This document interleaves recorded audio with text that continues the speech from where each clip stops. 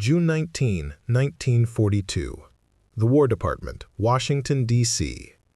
In a conference room lined with maps of Europe and North Africa, General George C. Marshall listened as British liaison officers described their raids along the French coast. These commandos, small, highly trained units, had struck radar stations and harbors with speed and violence, tying down German garrisons far larger than themselves. Marshall, cautious but intrigued, signed a confidential directive. The U.S. Army would create its own version. The name chosen, deliberately hearkening back to frontier history, was Ranger. Colonel Lucien K. Truscott, who had observed the British firsthand, drafted the proposal.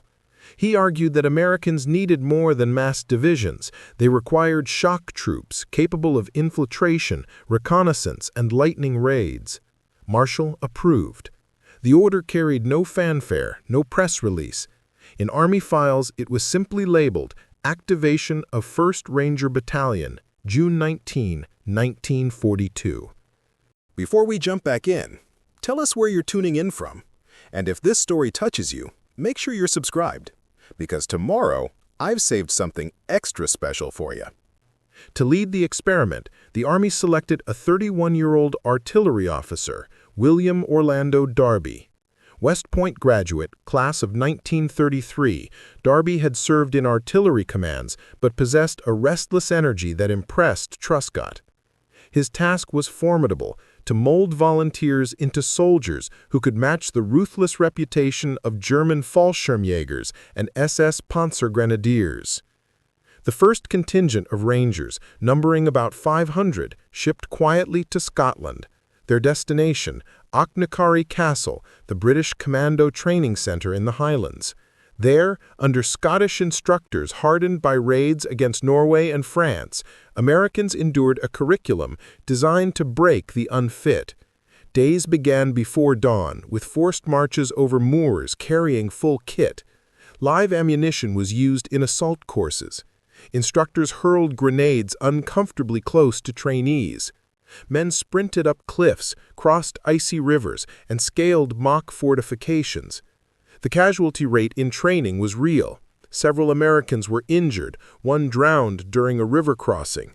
But Darby insisted on maintaining the British standards. Only those who could finish would wear the Ranger scroll. Survivors described the environment as harsher than any stateside camp. Private Robert Edlin later recalled, "They made you run until your lungs tore, then expected you to fight hand to hand. We hated it, but we knew we were becoming something different." German intelligence was aware of British commandos, but had not yet registered an American equivalent. Wehrmacht bulletins from summer 1942 described U.S. troops as green, poorly led, and slow to maneuver. That perception was precisely what Marshall and Truscott intended to overturn. By autumn 1942, the 1st Ranger Battalion had completed training. Equipped lightly, no heavy artillery, only rifles, submachine guns, mortars, and demolition gear, they represented a new philosophy. Instead of matching German firepower head-on, Rangers would rely on surprise, Precision, and shock. Darby drilled them to move silently at night, strike suddenly, and vanish before counterattack. At the same time, German High Command continued refining its own elite formations. SS divisions, paratroopers, and assault pioneers carried reputations for ferocity, backed by years of combat. Nazi propaganda presented them as invincible stormtroops. In London and Washington, however, planners studied these units with cold calculation. They believed German elites could be unnerved by opponents who mirrored their aggression but wielded it unpredictably. The Rangers' creation was thus not an accident of command, but a deliberate countermeasure, a secret order born of necessity. They were to serve as America's answer to the psychological and tactical dominance German elite units had established since 1939. In the closing days of 1942, as troopships gathered for Operation Torch in North Africa, Darby's battalion stood ready. Unknown to the German officers they would soon face, a small American unit had been forged in Scotland that would challenge the myth of German superiority. The experiment was about to be tested, and the echoes of that first secret order would reach battlefields across the Mediterranean and into Europe itself. November 8, 1942, the coast of Arzev, Algeria. Before dawn, landing craft knifed through black waves toward a French-held port. Inside one of them crouched men of the newly formed 1st Ranger Battalion. Their commander, William O. Darby, had volunteered his unit for one of the riskiest tasks of Operation Torch, to storm coastal batteries guarding the landing beaches. Unlike regular infantry, these Rangers carried no heavy packs. Each man was stripped for speed, rifle, grenades, demolition charges. At 0100 hours, they slipped ashore, moving through silent streets and scaling cliffs toward the French positions. Within minutes, they had overwhelmed gun crews, capturing the batteries with minimal casualties. By sunrise, U.S. forces landed unopposed at Arzev. General Dwight D. Eisenhower's after-action reports singled out Darby's men. The Ranger concept has proven itself in combat. For the Germans, Torch exposed a new reality. Intercepts of French reports reached Berlin. They described Americans moving with commando-like speed and striking before defenders could react. General Walter Nering of Panzer Army Africa dismissed these first actions as isolated. Yet privately, his staff noted the unusual aggressiveness of the American detachment. Winter 1942-43 tested the Rangers further. As Allied armies pushed eastward into Tunisia, Darby's battalion operated on the front lines. Their role differed from standard infantry. Rangers conducted night patrols, infiltrated enemy outposts, and launched surprise raids against Italian strongpoints. On December 24, 1942, near Sened Station, a patrol of 60 Rangers struck a German-held outpost at midnight. Using knives and grenades, they killed or captured nearly an entire platoon. U.S. records list American losses as 3 wounded. German field reports noted with frustration that enemy raiders attacked without artillery preparation, vanished before countermeasures. But the real test came at the Battle of Kasserine Pass, February 1943. Here, German veterans of the Afrika Korps, under Field Marshal Erwin Rommel, clashed with inexperienced American units. The results were brutal. Regular U.S. divisions were pushed back, suffering heavy losses. Amid this collapse, Darby's Rangers held ground stubbornly, conducting delaying actions that slowed German advances. On February 19, at Jebel el Enk, 400 Rangers dug into rocky high ground. When elements of the 10th Panzer Division attacked, the Rangers used mortars and rifles to break up infantry assaults, then slipped behind German lines to cut supply carriers.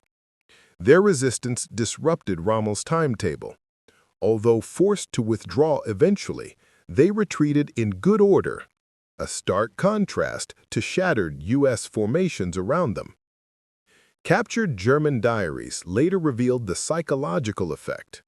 A lieutenant of the 10th Panzer Division wrote, "The small American detachments fight more like Englishmen than like the usual Americans. They attack at night.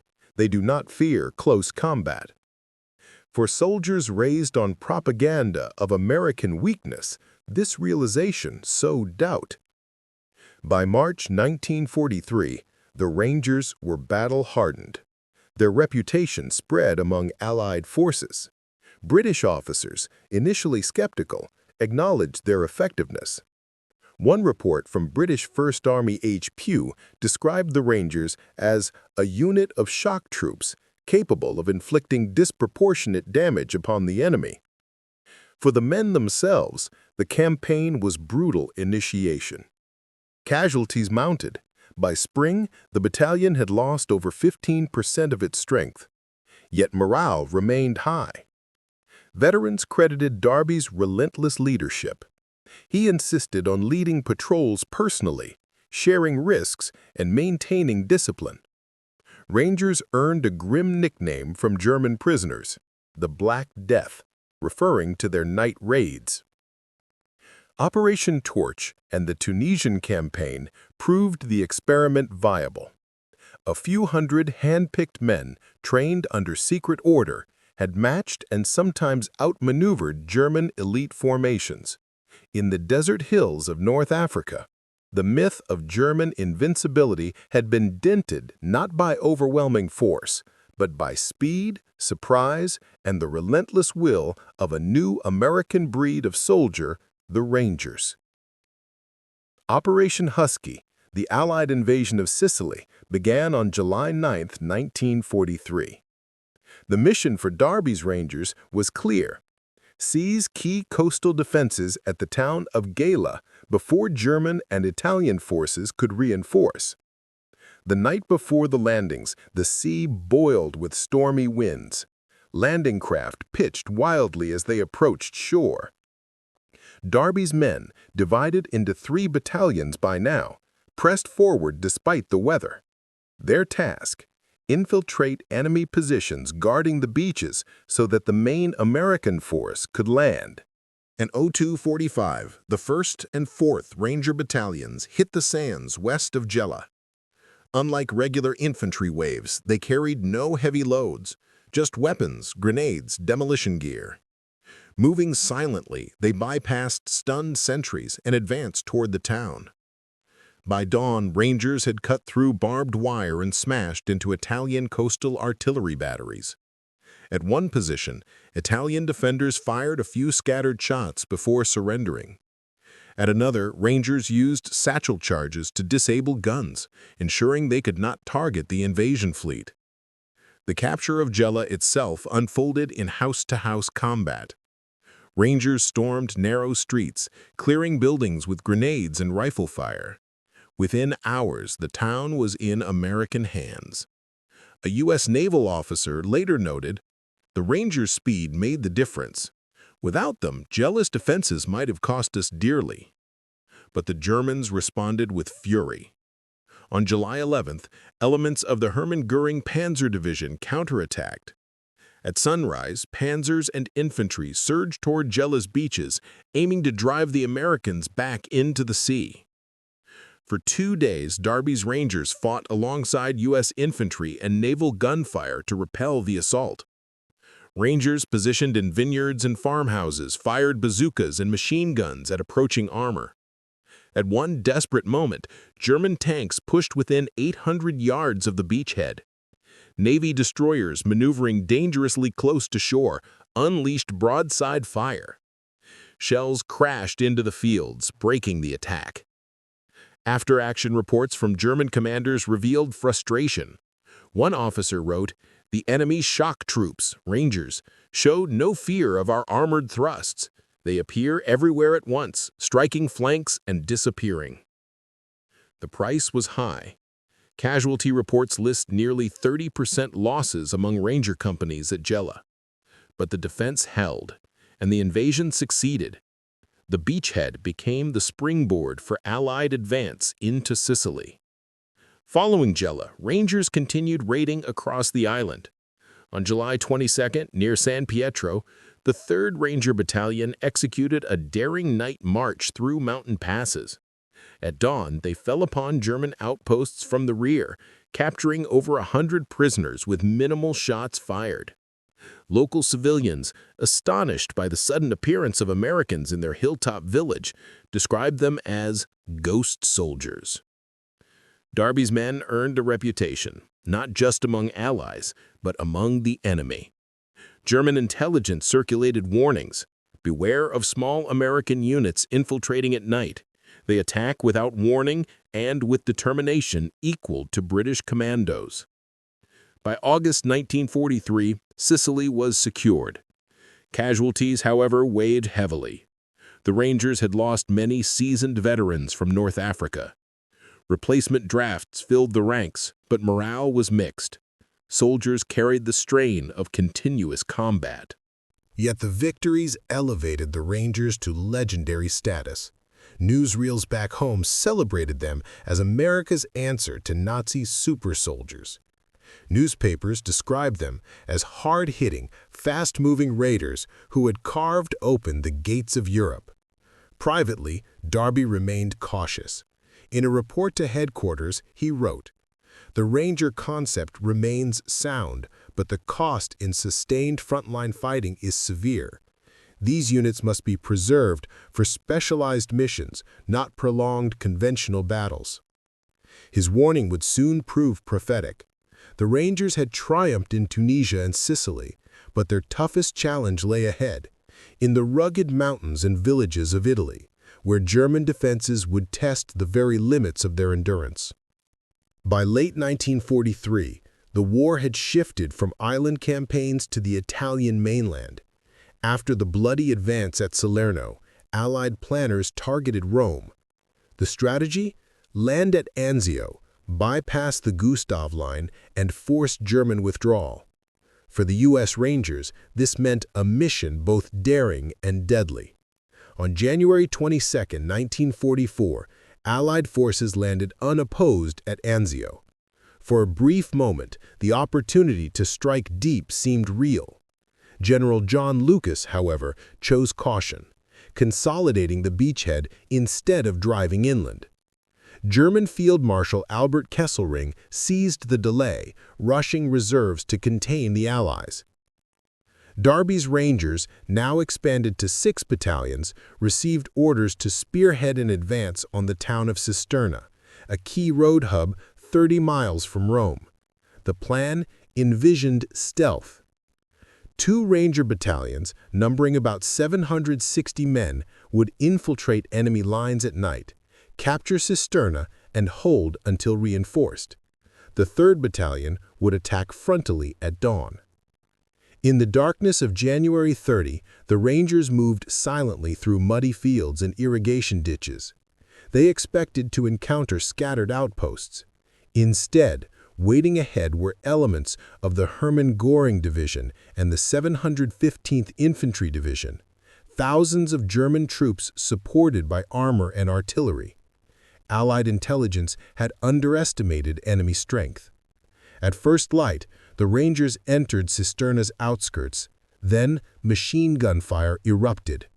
German units concealed in farmhouses and along the railway opened up. Within minutes, the Rangers were caught in a deadly crossfire.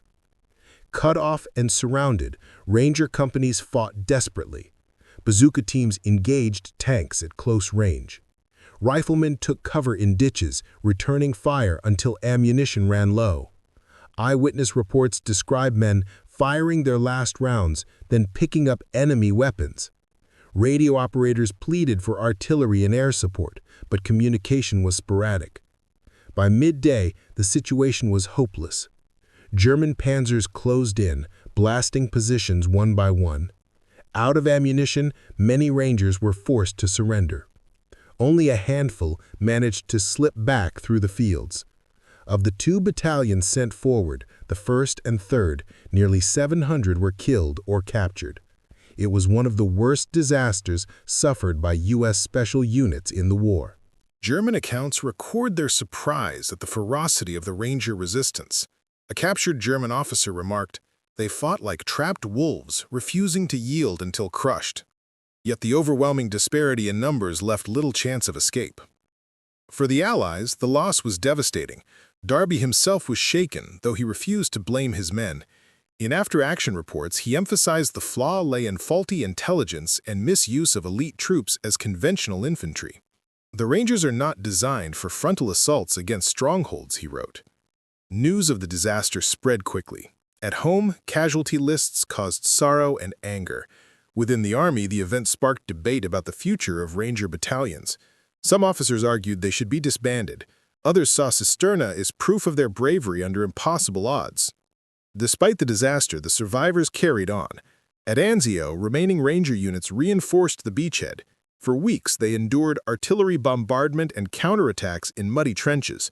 One veteran later recalled, "Anzio was less a battlefield and more a graveyard.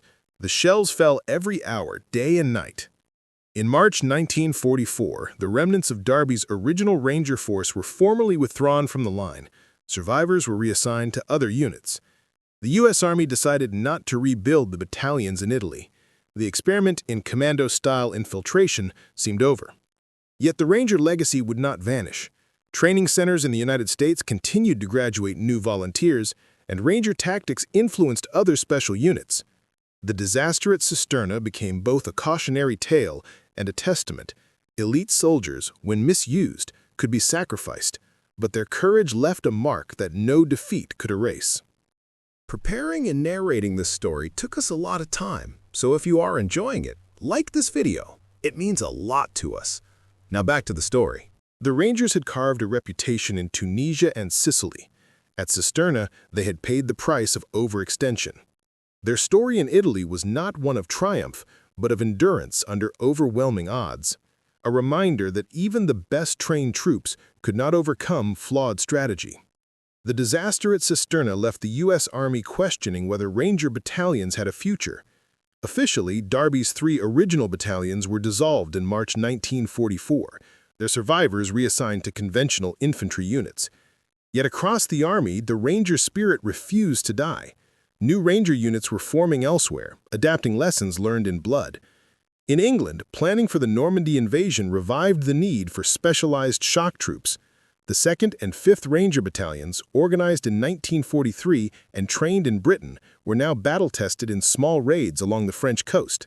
Their moment came on June 6, 1944. At Omaha Beach, Colonel James Rutter's 2nd Battalion faced one of the war's most legendary challenges, scaling the cliffs of Pointe du Hoc under enemy fire. Intelligence claimed that heavy German guns positioned atop the cliffs threatened the invasion fleet. Using rope ladders, grapnels, and sheer determination, Rangers clawed their way upward as German defenders fired down. By mid-morning, battered but unbroken, they seized the heights. Though the guns had been moved inland, the Rangers located and destroyed them, fulfilling their mission. Of the 225 men who began the climb, barely 90 were fit for duty by day's end. Their sacrifice became a defining symbol of D-Day's cost. Elsewhere on Omaha Beach, the 5th Ranger Battalion played a critical role in breaking the German defense. When the assault stalled, General Norman Cota reportedly shouted to the Rangers nearby, "Rangers, lead the way!" The phrase became their permanent motto. The 5th pushed inland, opening routes for the infantry behind them. Without their drive, the beachhead might have collapsed. While the 2nd and 5th Rangers fought across Normandy and into northern France, other Ranger-style units emerged in the Pacific. Merrill's Marauders, officially the 5307th Composite Unit Provisional, carried out long-range jungle raids in Burma. Operating in extreme terrain, they struck Japanese supply lines and airfields, echoing the Ranger ethos of endurance and surprise.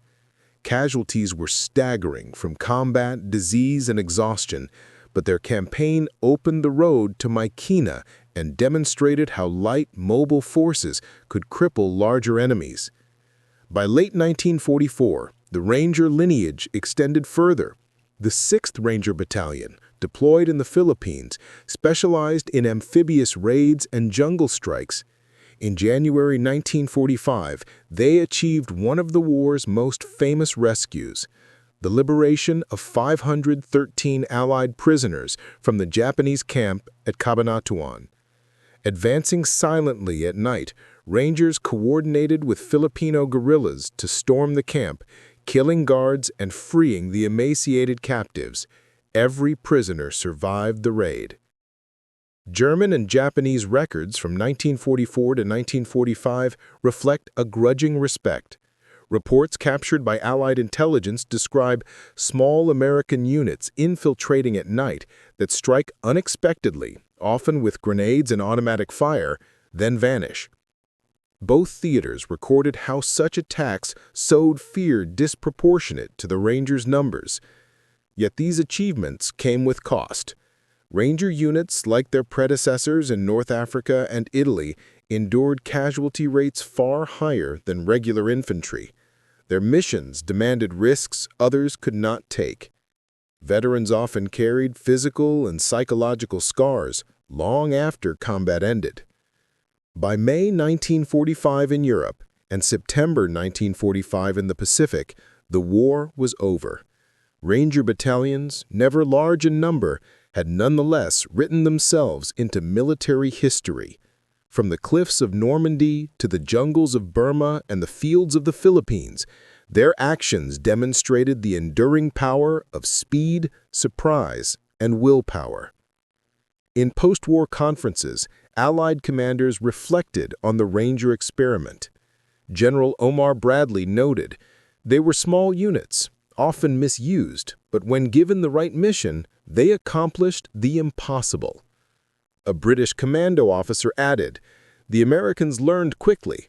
Their Rangers proved themselves as our equals." The reconstitution of Rangers after Cisterna showed that the idea could not be destroyed by one defeat. Instead, it adapted, spread, and re-emerged stronger. By 1945, the Ranger name had become synonymous with relentless courage, a legacy forged in both triumph and tragedy.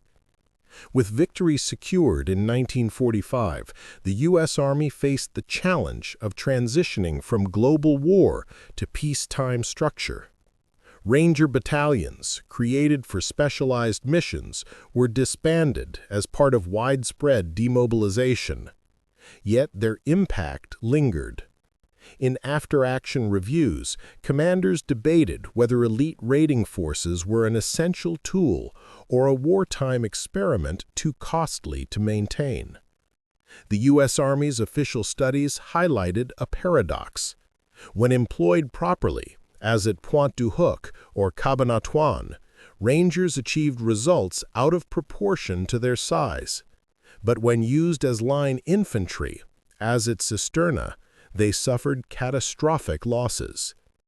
General George C. Marshall summarized the dilemma in a 1946 briefing. Rangers represent precision tools. They cannot replace conventional divisions, but their value lies in striking where divisions cannot. Post-war Europe bore witness to these lessons.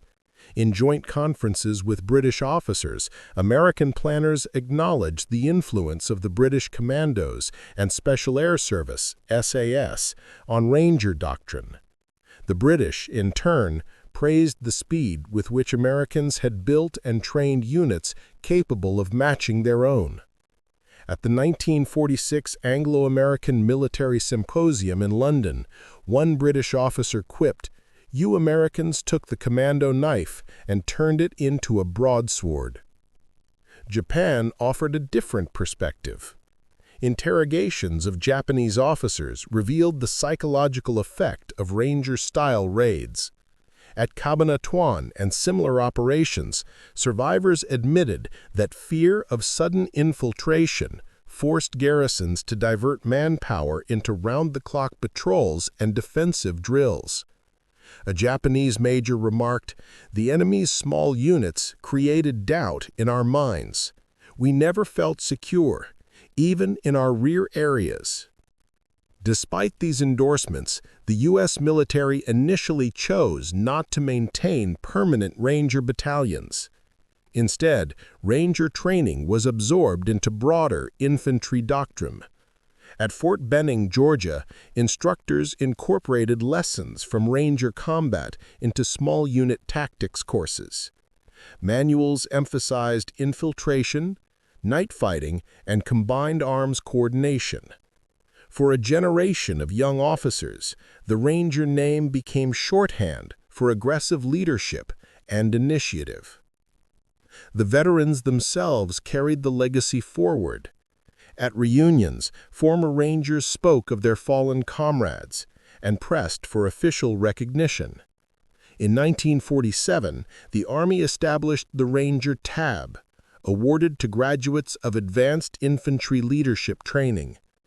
Though no Ranger units were active, the symbol ensured that the ethos endured.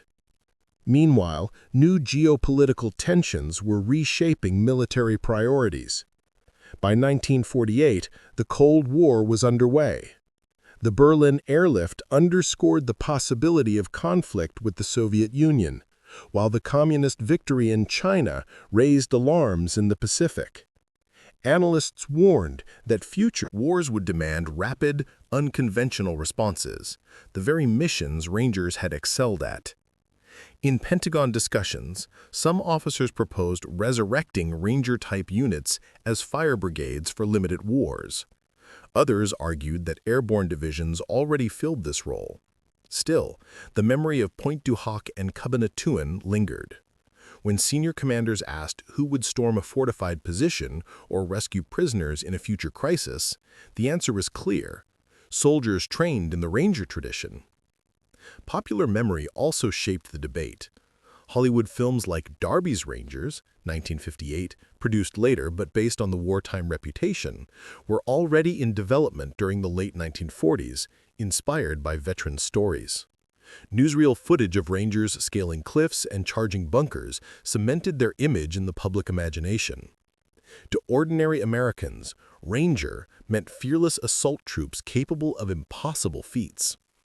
By 1950, the Army had no standing Ranger battalions, but the idea of the Ranger was far from dead. The lessons of North Africa, Sicily, Italy, Normandy, Burma, and the Philippines had been cataloged, analyzed, and absorbed. They would soon be tested again, this time in the mountains and rice paddies of Korea, where the need for elite raiders would re-emerge with urgency. The war was over, but the Ranger legacy had only begun to shape the future. The outbreak of the Korean War in June 1950 stunned American planners. North Korean forces surged across the 38th parallel, driving U.S. and South Korean troops into the Pusan perimeter. Conventional divisions struggled to adapt to mountainous terrain, night attacks, and infiltration tactics. The call went out for small, aggressive units capable of operating behind enemy lines. The Ranger legacy, dormant since 1945, was suddenly relevant again. In August 1950, the Department of the Army authorized the formation of new Ranger companies. These were not full battalions, but smaller, specialized units attached to larger commands. Volunteers, many combat veterans from World War II, were selected through rigorous screening. Training took place at Fort Benning, Georgia, under instructors who emphasized physical endurance, infiltration, and night fighting. Each man wore the new black and gold Ranger tab upon graduation, marking their place in a revived tradition. The first unit, C Company 75th Infantry Ranger, deployed to Korea in October 1950. Soon after, other companies followed, 14 in total by the end of the war. Their missions echoed those of their predecessors: reconnaissance, raids, and shock assaults in support of larger operations. The Rangers' baptism of fire came during the breakout from the Pusan perimeter. Operating in small detachments, they infiltrated enemy lines, ambushing supply columns and disrupting communications. Reports from the 8th Army noted how even limited raids forced North Korean units to divert manpower into defensive screens. One American officer observed, "The effect of a few dozen Rangers on the battlefield was greater than a battalion in the open." As UN forces advanced into North Korea in late 1950, the Rangers adapted to new conditions. They conducted deep patrols in freezing weather, relying on stealth and speed. At night, they attacked outposts and roadblocks, often using surprise to compensate for their small numbers. Captured documents reveal that North Korean commanders regarded Ranger units as phantoms, appearing without warning and striking with overwhelming violence. The arrival of Chinese forces in November 1950 tested the Rangers even further. During the retreat from the Chosin Reservoir, Ranger companies covered withdrawals, launching diversionary attacks against Chinese pursuers. In one action near the town of Majon-ni, a Ranger company ambushed advancing Chinese infantry, buying critical hours for the 1st Marine Division to regroup. Survivors later recalled the bitter cold, rifles freezing, rations solid as stone. Yet the Rangers pressed their attacks with bayonets and grenades. The terrain of Korea demanded innovation. Rangers employed helicopters for insertion and extraction, one of the first uses of rotary-wing aircraft in special operations. Night helicopter landings allowed them to strike targets previously unreachable. After-action reports praised the flexibility, though mechanical breakdowns and weather often complicated missions. By mid-1951, Ranger companies had earned a reputation among both allies and enemies. U.S. commanders cited their ability to seize hills, destroy supply dumps, and gather intelligence at a fraction of the cost of larger units. Chinese prisoners described Rangers as black devils for their use of camouflage and sudden night attacks. Yet casualties were heavy. Operating in small numbers against superior forces, Rangers often paid dearly for their successes. Company records list missions where half the men failed to return. One Ranger veteran recalled, "Every time we went out, we wondered if it would be the last, but quitting was never an option." By late 1951, as the war shifted into stalemate, Ranger companies were gradually deactivated. Their tactics had been absorbed by larger infantry units, and the Army sought efficiency in manpower. Officially, the last of the Korean War Ranger companies were disbanded in 1951. Still, their legacy was undeniable. In just over a year, they had proven that Ranger-style units remained vital in modern warfare. The lessons of Korea, night raids, helicopter mobility, small unit aggressiveness, foreshadowed future conflicts. Though temporarily dissolved, the Rangers would rise again, this time on an even larger scale. The mountains of Korea had confirmed what Darby's men had shown in Europe and the Pacific. Elite, determined soldiers could change the course of battles, even when outnumbered. The Ranger tradition, battered but unbroken, would carry forward into the uncertain wars of the Cold War era.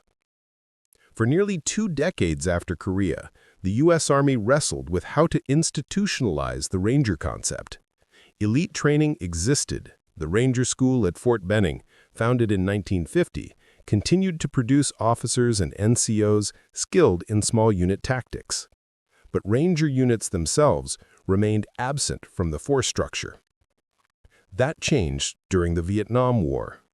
By the late 1960s, the conflict in Southeast Asia demanded specialized units capable of reconnaissance, raids, and counter-guerrilla warfare. Dense jungles, elusive enemies, and a war without clear front lines resembled the conditions Darby's Rangers had faced decades earlier. In 1969, the Army reactivated the Ranger lineage by forming the 75th Infantry Ranger Regiment, organized into 15 separate companies attached to divisions across Vietnam. These new Ranger companies were unique. Unlike battalions of World War II, each company was small, about 100 to 150 men, and tasked with long-range patrols, ambushes, and intelligence-gathering missions. Many Rangers were volunteers from airborne units or graduates of the demanding Ranger School. The companies were given designations A through O spread across the theater. Operating in 4 to 6-man teams, Rangers penetrated deep into enemy-controlled territory. Their mission was to locate North Vietnamese Army, NVA, units and Viet Cong bases, call in air or artillery strikes, and escape before being overrun. Success depended on stealth and discipline. A veteran later explained, "We were the eyes and ears of the division. If we were discovered, we usually had minutes to get out or fight for our lives." The risks were enormous. Ranger teams often operated miles from friendly forces, with only radios linking them to support. Contact with enemy patrols could quickly escalate into firefights. After-action reports describe Rangers calling in airstrikes, danger close, sometimes within 50 meters of their positions. Survival required courage, teamwork, and trust in the firepower above. One of the most famous actions occurred in February 1969, when a Ranger team from K Company, 75th Infantry, tracked a large NVA formation near the Cambodian border. Pinned down, they directed gunships and artillery onto the advancing enemy. Though outnumbered more than 20 to 1, the Rangers inflicted heavy casualties and survived until relief forces arrived. The incident became a textbook example of small units shaping larger battles. Enemy accounts confirmed the psychological impact. Captured NVA diaries described American Rangers as small units who appear like shadows and bring the thunder of artillery. Viet Cong defectors reported orders to avoid patrols suspected of being Rangers, since pursuit often led to devastating ambushes. Casualty rates, however, remained high. Official figures record that Ranger companies in Vietnam suffered some of the highest per capita losses of any U.S. Army units. Veterans often spoke of the constant strain, the knowledge that every mission carried the chance of annihilation. Yet morale stayed strong, fueled by unit pride and the Ranger heritage. By 1972, as U.S. involvement in Vietnam wound down, the Ranger companies began to deactivate. But their performance convinced the Army of the need for permanent Ranger units. Lessons from Vietnam highlighted the value of highly trained light infantry capable of rapid deployment. In 1974, General Creighton Abrams, Army Chief of Staff, ordered the establishment of the 1st Ranger Battalion. Activated in January 1974 at Fort Benning, it was soon followed by the 2nd Battalion in 1975. Unlike the temporary companies of Vietnam, these were permanent units designed to carry the Ranger tradition into the future. Thus, the Vietnam War closed one chapter and opened another.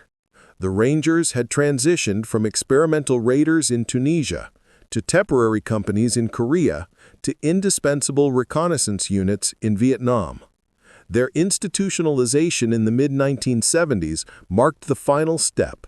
Rangers were no longer ad hoc, but a standing part of the Army's order of battle.